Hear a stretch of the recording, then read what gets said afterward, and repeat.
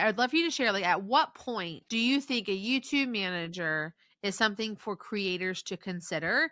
And what do they need to look for in a YouTube manager if, like, you are not available? The bottlenecks that you find within YouTube sneak up and slap you in the face.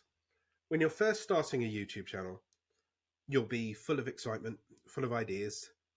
You'll want to record 50, 60 billion videos, and then you'll realize that you'll need to edit them. And you'll be fine for the first few months. You'll edit away because it's this brand new, shiny, like, hobby that you love. Great. But then over time, you'll realize that depending on how many videos that you want to put out, what your life commitments happen to be, life will always get in the way.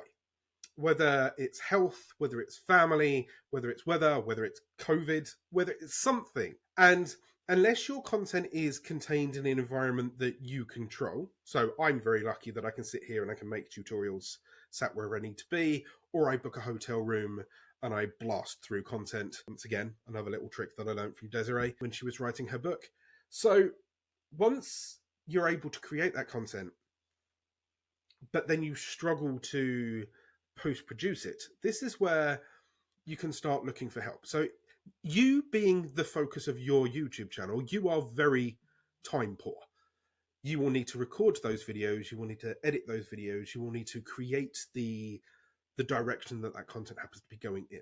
I tend to find that most of the people that instruct me have been kicking and screaming for 3, 6, 8 months. And now they're like, okay, so we're doing the YouTube content regularly, but we don't, why is it not growing? Where's it?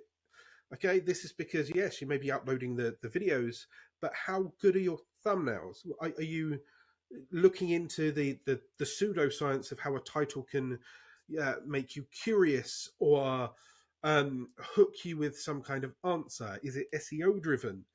Is there a curiosity gap that makes you go, oh, I wonder? These are the things that you need to learn, or you need to outsource accordingly.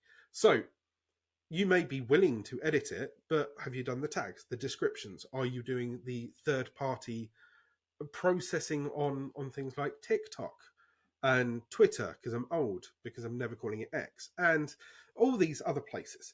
So at this point, I need to teach them the next level, beyond just what everyone thinks YouTube is. Record stuff, throw it up, hope that someone finds it.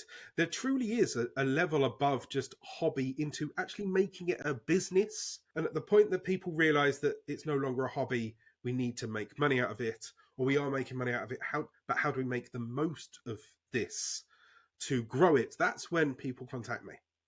Or they're at the top end of the funnel where they've maximize it to the best of their ability and their knowledge and them reading.